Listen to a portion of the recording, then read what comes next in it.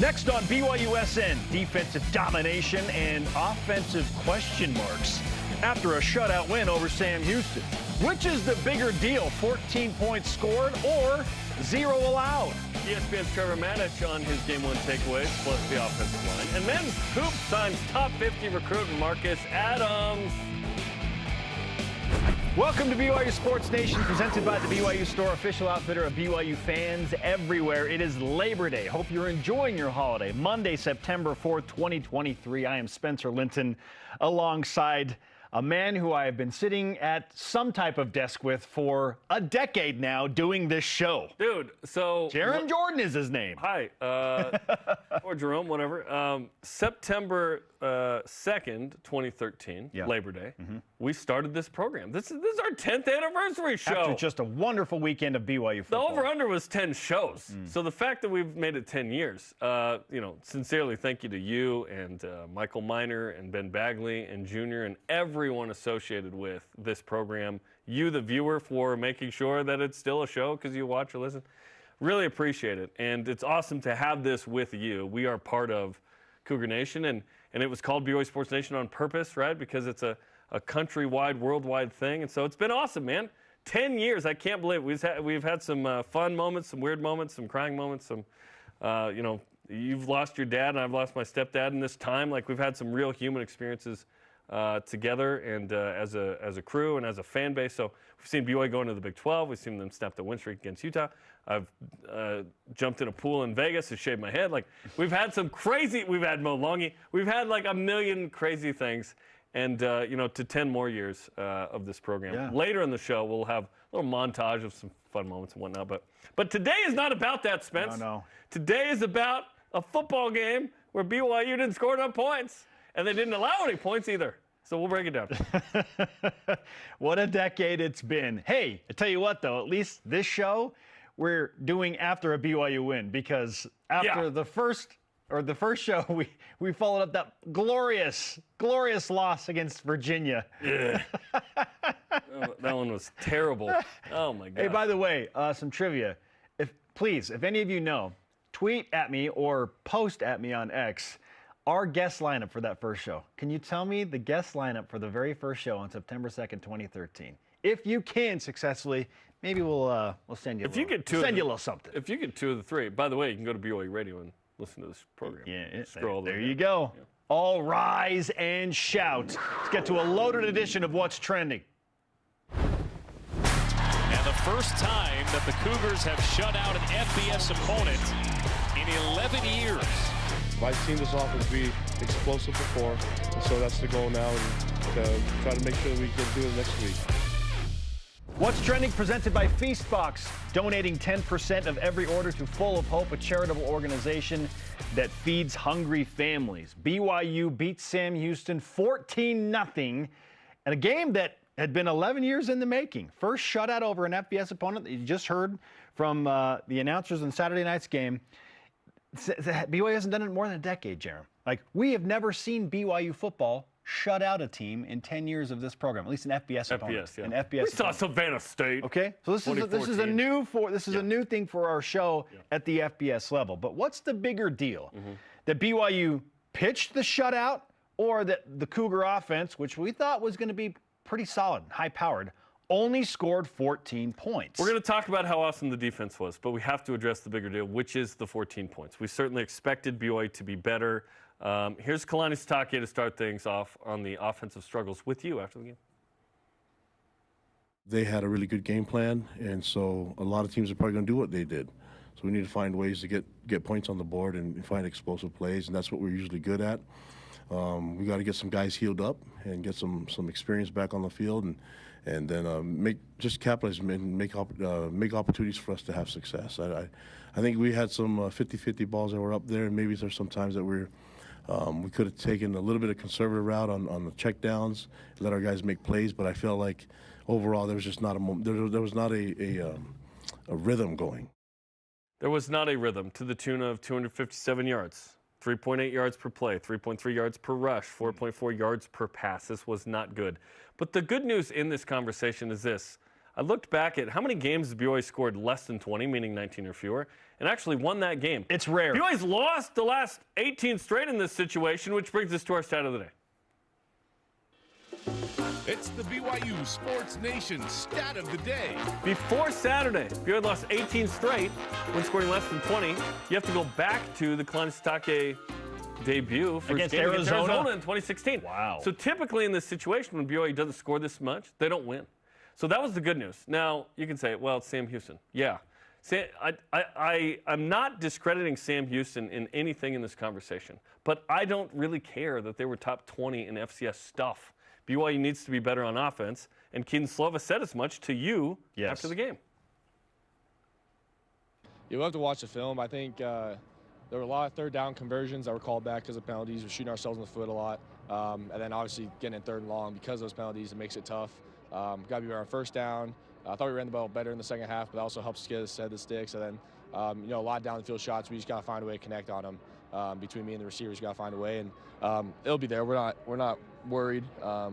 We have a great offensive staff. We have a great offense. We've got great players. We just need to figure it out and put it together. But I think we're really close to having, again, a few plays go differently. We have a bigger night, but again, we have higher expectations as an offense as a whole. Okay, I thought that was pretty well said by Keaton overall. Yeah, he owned it. Yeah, we have higher expectations. We feel like we have a much better offense. Yep. And I'm glad that he pointed out the penalties because Jerem, on at least 3 separate occasions, BYU converts a third down into a first down. They're all called back, and not just small penalties. I mean, these are like devastating holding penalties, drive-killing penalties, illegal blocks. Yes. Yeah. Like he's a good player. I talked on Friday about what I expected, which was, hey, precision, right? And just like to be sharp. BYU just wasn't, especially on third down. So those drive killer penalties, and then Kalani talked about the 50-50 footballs. This is where you greatly miss a guy like Puka Nacua and even Keanu Hill. Those guys, no Hill or Epps, super they warmed physical. Up, they didn't play. Yes. Yeah. Keanu Hill and Puka Nacua, super physical. Those are guys that'll high point a football. They'll go and beast the ball, as our friend Trevor Matich says. We'll hear from him a little bit later, and he's got some strong opinions, I'm sure. But those are the two guys that go up and win those. BYU just couldn't hit on an explosive play. No. Couple that with penalties, and now you get what you have, which is 14 points and it just didn't look great. Let's quantify that explosion. First time since 2018, BYU didn't have a 20-yard pass play. That is unbelievable. In a game, BYU Statsman. 2 plays of 15+, 4 rushes of 10+. Longest play of the game was a 21-yard rush by L.J. Martin. Keaton Slovis, this was interesting. 17 of 20. Here's the passing chart, courtesy of PFF. 17 of 20 behind the line of scrimmage to 10 yards. 3 of 10 on intermediate and deep passes, 3 throwaways. BYU was not explosive at all. And Keaton Slovis provides both touchdowns in this game. On the ground, he had never had a rushing touchdown. Ironically enough. Which is crazy. So let's get to the run game. 34 carries, 112 yards, 2 touchdowns, 3.3 yards per carry. That's not good enough either. Here's Kalani Sitake from the postgame talking about the offensive line struggles. I don't want to blame it on the running backs because it's not like everything was blocked up really nicely at the begin with. We really pride ourselves on having big physical alignment, and it just wasn't good enough from them at the line of scrimmage. And again, Sam Houston did some really good things to expose us in some ways, but we got to improve. We got to play way better, and we got to play more of a unit on the front line with the 5 guys blocking. Kalani said he's never going to apologize for winning a football game, and he shouldn't. Yeah, BYU won. You won the game. But the fear is that, in the Big 12, you're going to get eaten up. But he is not naive to the idea that BYU just needs to be way more physical up front 100%. to compete with these Big 12 defenses and Arkansas's defense, and frankly, even Southern Utah's defense. Southern Utah played Arizona State to a 3-point game. Can you imagine what the fallout will be if BYU plays Southern Utah to a 3-point game? Now, part of the reason is rain delay got weird, blocked punt, return for a touchdown. The Haboob night in Arizona? Yes, thank you. Good use. Crazy weather. BYU's O-line's got to play way better. You got to be better. We're going to talk to Trevor Matich about that, former BYU offensive lineman. The good news is that L.J. Martin came in and had a spark. For sure. L.J. Martin was awesome. Like, he does not have a carry until 5 minutes left in the third quarter. So in the final 20 minutes, he goes 16 carries, 91 yards. Amazing. 5.7 per tote. If you removed the last drive, which was a ice-the-clock drive, he was at 6.3 a carry. BYU Statsman on X says LJ is 91 yards, the most by any freshman in their debut ever at BYU. What a performance from him. Here is LJ after the game with you talking about his first game as a Cougar. It was fun. It was really fun. It wasn't as heart beating as I thought it would be. You know, I got in early, so kind of settled the nerves a little bit. Then my first carry was really, I'll say that's pretty nerve-wracking. But after that first hit, I felt like, you know, I go against these guys all the time in practice. You know, Max, AJ, Ben, or the whole defense. You know, they're all ballers. So just coming out here doing the same thing. It's nice to see a young guy make that transition mentally where it's like, yeah, it is nerve-wracking. It is scary. And, you know, there's a lot of anxiety that goes into this. But once he got into the rhythm, Jeremy, you just started to see him really start to feel where he can make an impact. And, I mean, the zone read that BYU's run game has to make is more suited for a guy like LJ Martin. Like, he is a little bit more like Tyler Algier compared to Chris Brooks last year and Aiden Robbins this year, who are just big physical backs. Like, LJ is a guy that can explode. He's more of that idea, that mindset that Tyler Algier brings. My question is, how much of this, and I want to be entirely fair to the situation, how much of LJ's success is him just being awesome compared to maybe Sam Houston's front's getting a little worn down because it's late in the game? So BYU's offensive line starting to find some success. The pickle jar? Yeah. Yes. So if Aiden Robbins is running late, does he do that? I don't care because someone did something. Okay. And that someone was LJ Martin. I don't care who it is. Someone had to do something. Like, if LJ Martin doesn't do what he does BYU win more than 7-0? If Jacob Robinson doesn't pick off that pass, is it a 7-7 game in the fourth quarter? Like, what are we talking about here? BYU's certainly got to figure it out offensively. But LJ Martin might get those first totes this Saturday. Yes. Why not? He had 91 yards in a quarter and a third. That's fantastic. Come on. That's well done, LJ. Now, the apologist argument for the BYU offense will center largely on... I thought that was our role here. Okay. I don't think there's much apologizing going on for sure. Not today. Not even from the coaches. Not even from Kalani Sitake. No, he knows. Should have been better. Okay. But the apologist argument is, well, let's see what happens when Keanu Hill and Cody Epps, BYU's two most experienced, best receivers, are back in the lineup, and it's not game number one. How did they affect the run game, though? The offensive line has a wake-up call, like maybe all of this needed to happen, and then you get this, resurgence because you get some key pieces back. Yeah. We'll see what happens then. Okay, the problem is if it doesn't work out when all those pieces are back in play, then you have some real concerns. The fear is that this is 2017 Portland State offense. Yes. Where it's like, you only put up 20 points. What happened? What are we talking about? Certainly Sam Houston better than Portland State. Yes. I'm not in that camp quite yet. If BYU doesn't put up more than 30, though, against Southern Utah, there will be massive continued concern. But the good news is the defense was awesome. Defense was incredible. The defense was awesome. 0 points, 185 yards allowed, 3.2 yards per play, and 3 takeaways, which brings us to our stat of the day. Again? Another one. It's the BYU Sports Nation stat of the day. Part 2. Yes. First shutout since 2014. First over an FBS opponent since 2012. 11 years. The defense was way better than I thought.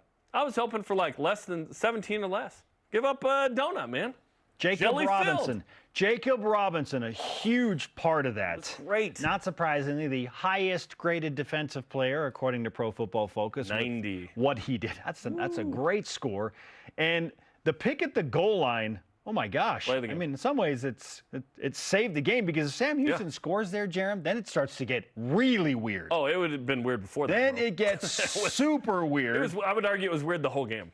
Okay, so this goes to preparation under Jay Hill, and frankly, following Jay Hill's counsel to ramp it up individually. Jacob told me after the game what went into that first interception and what he saw.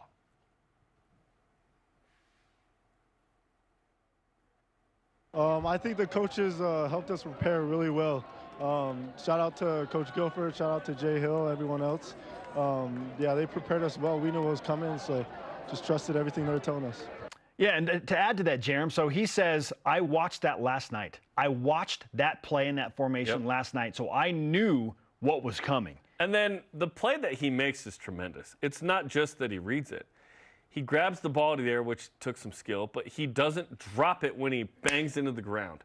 Yeah. That was he went up to get it. He probably gets the wind knocked out of him a little bit. The adrenaline's flowing there. That was incredible. His other interception, however, this one, that was totally a drop, right? Like, that totally scraped the ground.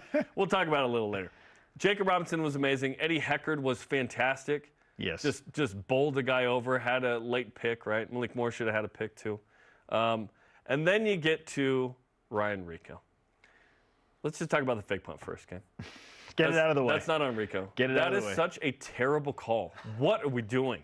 Again? We have a history of this. Well, Kalani owned that one too. He straight up said, I let my emotions get the better of me. Yeah, he and K-Pop coordinate on that. Typically, the special teams coach will make that call, right? And if they see something, here's the thing, though. Even if it's successful, who cares? There's so much risk there. Like, that's not going to turn the game. Plus, Ryan Rico had one of the greatest punting nights in BYU history. And now it's kind of a little bit, like, overshadowed by this. A little bit, right? 9 punts. Most in a long time. 53.2 per punt. He had a 6.5 and a 6.4, 4 inside the 20. Amazing. He had a school record for most 50-plus in a game. He's going to win the Ray Guy Award. Give him the Ray Guy Award already. The offense was like, this is a Ryan Rico night, apparently. They gave him too much space, and he was just bombs away. Take away that fake punt, Jerem, and in the words of Deion Sanders, the Ray Guy Award would be chilling in his apartment. It'd be chilling in his apartment. Ryan Rico was awesome. And Ryan's going to not get as much blame or credit as Johnny did, right? I mostly blame. But I think Johnny tweeted something like, welcome to the club. Ryan Rico saved BYU in this game. Saved them. Had to pin weapon. An absolute weapon. Them back, and the defense did a great job. Like, Rico, right now, based on the 2 holds by Kingsley, Rico took over my best player on the team thing. Yes. Kingsley's number 2. He's going to be number 1 soon again. But because Rico got a shot, he's number 1. Best player on the team right now. So based on one game, love Kingsley. I saw love a fantastic post on X that said, this first BYU game are like if 2012's defense and the 2017 offense had a baby. 2012, 20, yeah. 20, yeah. I hate it, but it's probably true. I hate it. Mailbag Monday. Do you have any opinions? I think you do, because my feed was lit over the weekend from a lot of opinions from you. You submit your questions. We answer them on the show. Nelson Call on X says, what do we think about Epps and Hill's absence and the absence that had on the effectiveness of the offense? Okay, so I think it did have an impact, Jerem. Maybe BYU wins one of those 50-50 footballs. Maybe a jump ball goes the way of Keanu Hill. Maybe Cody Epps opens up the middle of the field a little bit because... Perhaps. And it's not... And Parker Kingston did a nice job. Parker was thrust into this role because Cody's not available, but... It's really his first meaningful, big-time, under-the-spotlight performance, right? Had a catch on 3rd down. Unfortunately, didn't cut it up and get the first. You know, it's a little short there. So it does make an impact, but... Would BYU have scored 39 points in this game? Maybe 21? Maybe 21 or 28. I don't know if they're... to me, the run game is the bigger deal here. The penalties on the offensive line. Yes, the ability to be disciplined, to get off, get off out to the second level, even dominate the first level. Like, Aiden Robbins and BYU's O-line couldn't do it. They needed a freshman to come in and give a spark, which was incredible. And they win, and you like talking about it in a win more, of course.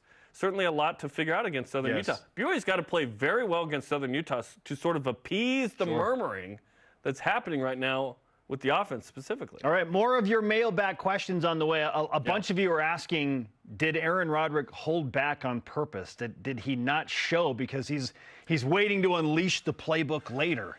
When it's a 7-point game, no. You do whatever it takes to win. We will discuss that. Yeah. There was no trickeration, though, outside of a fake punt, which is not an offensive. Hashtag BYUSN on X, Facebook, and Instagram. Watch Coordinator's Corner today. Offensive coordinator Aaron Roderick. We'll talk with Greg Wrubell about the game. Jay Hill, lots to discuss there, right? BYU's 14-point win against Sam Houston. Watch it today on the BYUtv app at 2 Eastern Time. You want to learn stuff? Watch that show. It's awesome. Love it. Up next, also awesome, Matich Mondays with ESPN's Trevor Matich. He's a fiery, passionate guy, especially when it comes to offensive line play.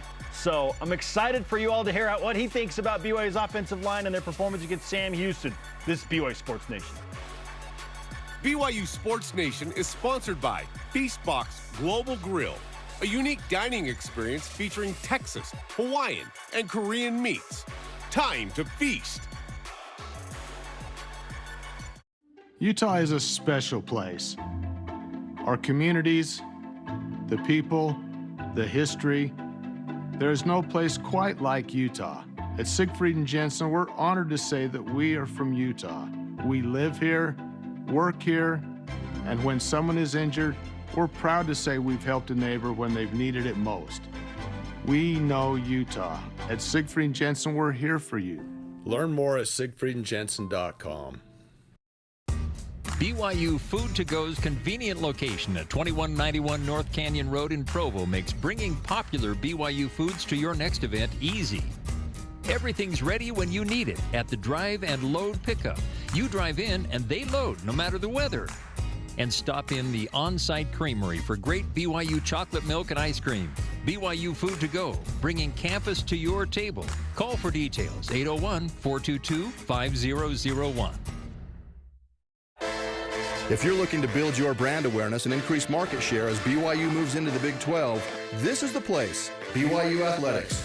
We can provide the tools you need to make sure your company is seen and heard. BYU Athletics is where you can align your products and services with loyal fans that cheer for our Cougars. And they can also help your business win. Learn more about what a partnership with BYU Athletics and your company will look like. After all, this is the place. Email sponsorship at byu.edu today. You're not ready for a BYU football game without BYU Sports Nation Game Day on BYUtv. Join in the excitement 2 hours before kickoff in Cougar Canyon. The cast and crew are locked and loaded to pregame every matchup this season. Join in the experience for each home game just outside the stadium. There's nothing like the tradition, spirit, and fun that connect Cougar fans everywhere. Join in person on BYUtv or on the free app.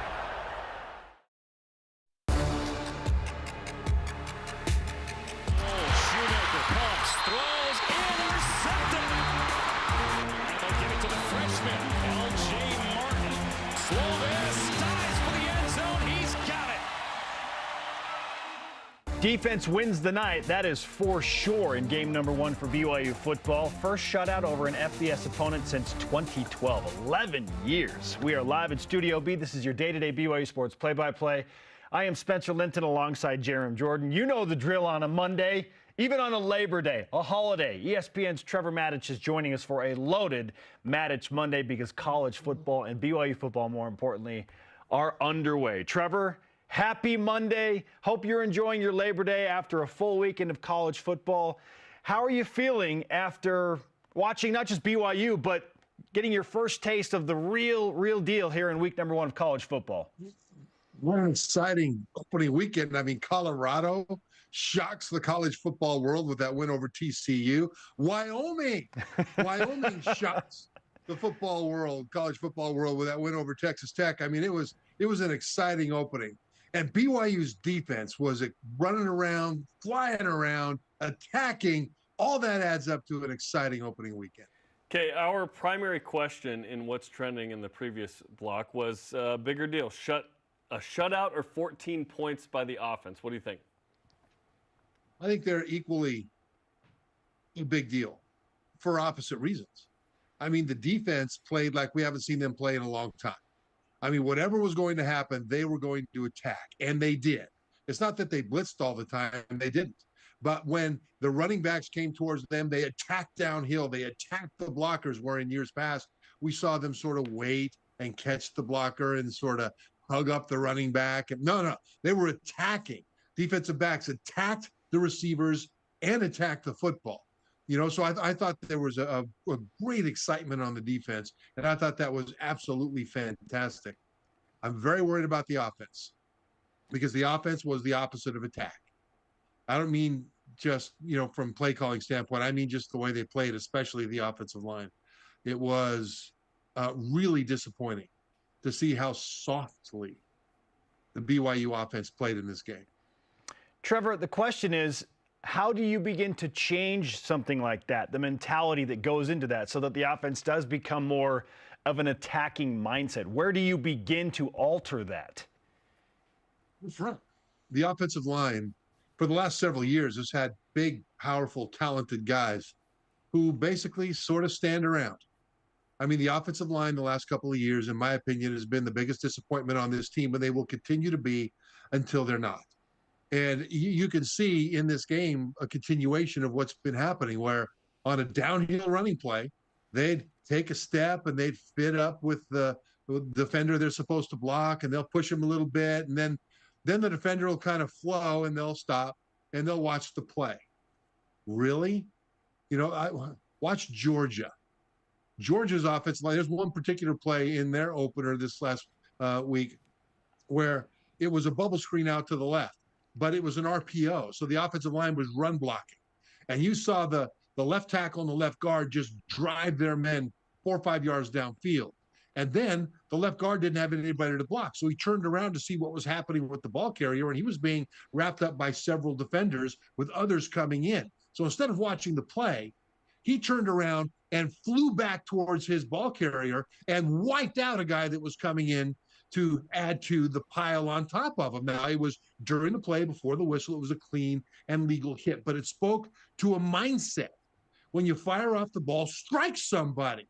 Let me see that guy worry about you as an offensive lineman because you're firing off the ball so hard at him. And then when you lose your block a little bit, find someone else to block. Or when your guy starts to move, now's your opportunity to keep pushing him and pancake him, put him flat on his back. That's the mindset you have to have in the offensive line. And if the BYU offensive line were in a court of law charged with aggression, I don't think there'd be enough evidence to convict them. Frankly, I am really disappointed because they are too big and too powerful and too talented to stand around and watch plays and to fit up like a wide receiver walking on a bubble screen instead of firing off and driving people as best they can. Trevor, I wish you would have an opinion on this program. 5 minutes left in the third quarter. LJ Martin comes in, and he gets 6 carries on that drive. He has 91 yards in essentially the last 20 minutes of this game. What did you see from LJ, and did something change on the offensive line? The offensive line did. You could see that there was a point in the second half when they just started running the ball. Just run. And I think it was just a matter of, hey, whether it was from the coaching staff, you guys got to take over, or whether it was from the line themselves who, talked to the play calling brain trust, Aaron Roderick, et cetera, and said, we need to take over. And I hope it was the latter, because that's the mindset that they need in order to start to turn this around up front. So the blocking was better. The holes were bigger for LJ Martin than they were for the other guys in the first half. And Martin, for his part, he was terrific. I mean, he had good vision. He hit the holes hard. He ran hard, but he did have better holes to run through. So maybe that's a spark that we'll see. But again, it's not just a matter of, for the offensive line, fitting up with their guy and then kind of pushing them something. No, I want to see them fire in the guys. I want to see them drive them, and I want to see them drive them into the ground if they can every time before the whistle legally, so there's no penalty. I want to see opponents fear facing the BYU offensive line and those big BYU running backs, because it's been many years, several years at least, since any defensive front has feared playing this offensive line. As a matter of fact, they've liked it because they don't get a bruise and often they don't break a sweat. So let's change that. Trevor Matich bringing it on a Matich Monday. National Championship Center for the Cougars, a 1984 ESPN college football analyst. Keaton Slovis has taken a little bit of heat over the weekend because of the offensive woes. But when you look at the quarterback and how he played, with play calling considered, and the offensive line here, which is, under the microscope in this conversation as well, how much of this falls on Keaton Slovis's shoulders, and what can he do to offer his spark for the offense? Well, he wasn't Keaton Slovis, and he'd be the first to tell you that. He missed some opportunities.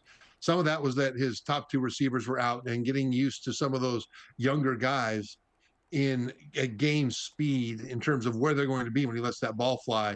It takes a little bit of time because you can't really simulate a game in practice the way you really need to. It needs to be in a game to get that done. And so, I don't worry about Keaton Slovis. I think he's going to be just fine. And as he gets to know his guys, he'll know what to do with them. I'd like to see them use them in a more creative way. There was a 3rd and long, and they threw a bubble screen out left to Isaac Rex. Now, I love Isaac Rex, but he's 255 pounds. He's not that lightning quick guy who catches the bubble screen behind the line and then darts past the wide receiver's blocks and with speed beats the inside pursuit, and so he can convert 3rd and long with his legs. That's not Isaac Rex. You want to throw him the ball on 3rd and long, get him downfield so he can do a jump ball. So things like that were kind of head scratchers for me. I don't know if that was, game plan essentially or intentionally. I don't know if Keaton Slovis kind of checked to certain things. I mean, these are things that I don't know. But I know there were some real head scratchers. I expected the receivers and Isaac Rex, who had 2 catches, including that little bubble screen, and Keaton Slovis to be more effective against this Sam Houston defense. And so the offensive line, I don't know what they're going to be this year. Keaton Slovis, I'm very confident, will get things together, and he's a great leader. He's an outstanding passer. He's shown to be very accurate when everything is running right, and I think Slovis will get this running right. They certainly have an opportunity against Southern Utah this Saturday, then at Arkansas and into Big 12 play. Defensively, a shutout, which is tremendous against anybody. 3 takeaways, only 185 yards allowed. What was the biggest difference from last year to what we saw in Game 1 defensively? In a word, fun. There's only one way for defenders to have fun, and that's to go hit somebody, to go dictate to the offense. Defenses hate being in a read and react mode, where, okay, the ball snapped, and I'm gonna see where the ball's going, and I'm gonna flow to the ball, and then when the ball gets to me, then I'm gonna try to make the tackle. No. Defenses love to come downhill, to attack, to shock the blocker, to swarm the ball carrier. And you saw that mindset in this game. And note, as you go back and look at the highlights, how often a play was made just a tackle. It wasn't like a massive interception or something like that, just a tackle. And the defenders were fired up and jumping around and swarming each other and congratulating each other, just having fun. And on defense, the only way to have fun is to attack and to dictate to the offense. Now, there's things that need to improve for the BYU defense, but I thought in the first time out with this Jay Hill scheme and Jay Hill mindset, I loved watching this BYU defense play. Now, Trevor, quickly, what are some of those things that you feel like could be shored up and cleaned up on the defensive side after a performance where you shut out an opponent? Yeah, well, they got behind the line a lot, and they caused a lot of havoc and trouble behind the line. They only had 1 sack, and that was Tyler Batty. And this was a day when Sam Houston threw 33 times, and they only managed to sack. Now, I'm not very good at math, but I think that's 1 out of 33 attempts. So that's the ratio for sacks. And so I think without blitzing, they still need to do a better job of beating a pass protector and getting into the backfield and bringing the quarterback down. But I saw guys getting behind the line more in this game, and I think the sacks will come. Certainly it was an eventful week in the Big 12 as well. You mentioned, the big upset where Texas Tech gets beat. Baylor getting beat by Texas State. TCU at home loses to prime time and Dion in Colorado. What'd you make of the Big 12 in week 1? I thought the Big 12 was interesting. I am surprised about Texas Tech, although, as we all know, playing at 7,000 feet in Laramie, Wyoming is a shock if you're not used to it. The coach for Texas State is the former coach at Incarnate Word, who's one of the most brilliant offensive minds in all of college football. This is his first year at Texas State. So that was kind of a trap game for the Big 12. I like it that all 4 newcomers won and looked good. I like it that Oklahoma performed so well. Now, once again, they didn't play a real tough opponent, but what impressed me was not the offense putting up 10 million points. What impressed me was that the defense was aggressive up front, and the corners on the edges did a great job covering man behind all that, because that's what Coach Brett Venables wants to have happen. He wants his guys to cover down so he can be creative attacking up front. Last year, they didn't do either very well. In this first game against a lesser opponent, so far so good. So at the top of the Big 12, things are looking like we expect them to look. Trevor, can I just reemphasize how great it is to have you back every Monday and that college football is back? We're so lucky to have you, and we appreciate the insight. It's great to have you on this program once again. I appreciate it, guys. Thanks for having me back. And for anybody who's offended by my disappointment with certain aspects of the BYU offense, I would just suggest this very gently. Get over it and fix it. I love the passion. Trevor, great to talk to you. Thanks so much. Thanks. Oh, yeah. We need a BYU offensive lineman to tell us how he feels, and he felt like they can do more. And so they'll get a chance again against SU, and then guess what? Arkansas is going to be tough. SCD line, man. That's, we're 13 days away from that little test. And in the league, man. Okay, after further review, it's going to break down what happened as well. Coming up Tuesday night, 7 Eastern on the BYUtv app. The Clash of the Cats, they're calling it, with a K. AFR, tomorrow night, BYUtv app. Up next, BYU basketball with some massive news over the weekend. They sign a big-time player, 4-star guy, top 50 ESPN guy from Kansas, and then Gonzaga, now he's in Provo. What do we think about the addition of Marcus Adams Jr.? This is BYU Sports Nation. BYU Sports Nation is presented by the BYU Store, official outfitter of BYU fans everywhere. Everyone loves going to the dentist, right? When was the last time you had your teeth cleaned?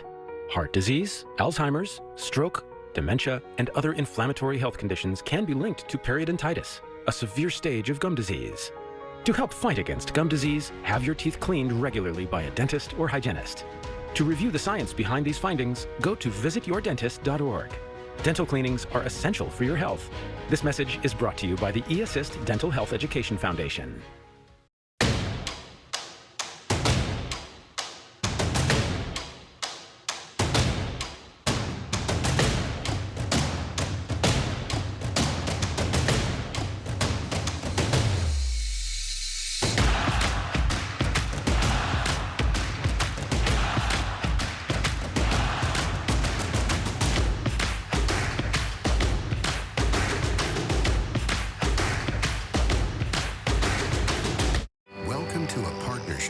Customer experience comes first. It's our focus. It's your expectation. We provide support to those that go the extra mile for all of us. Supplying products, training, and service for generations. Learn more at bradyindustries.com.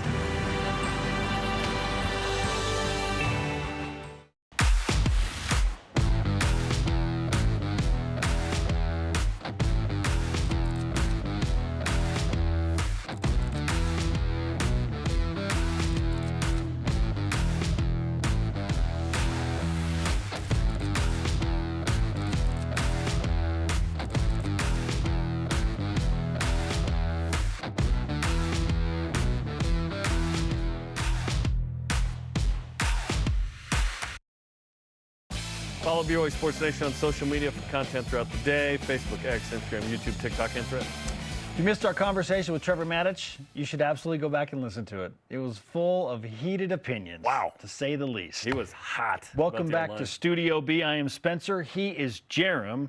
Now, before we get to today's headlines, Jerem, really quickly, I said, tell me who the first three guests were on our first ever show. Someone remember? We've had a number of people tweet in. They were Jamal Williams, Robert and I, and Tom Holmoe, the athletic director. Those are the first three guests that we had live. We balanced out Jamal and Bob. It's an interesting, it's a terrible take, juxtaposition right there. Now we get to today's headlines. BYU football beats Sam Houston 14-0 Saturday night. Keaton Slovis 20 of 33, 145, 2 rushing touchdowns in his BYU debut.